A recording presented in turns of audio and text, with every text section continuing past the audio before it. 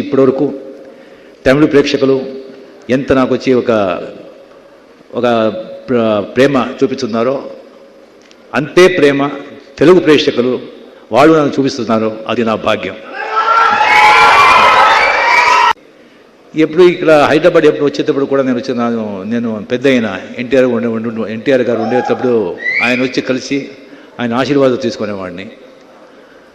ఇప్పుడు ఆయన వచ్చేటప్పుడు ఇప్పుడు చాలా ఆయన నేను మిస్ చేస్తాను. చాలా గుర్తుస్తున్నారు ఇప్పుడు ఎన్టీఆర్ గారు. అది ఎందుకని మీకు తెలుసు.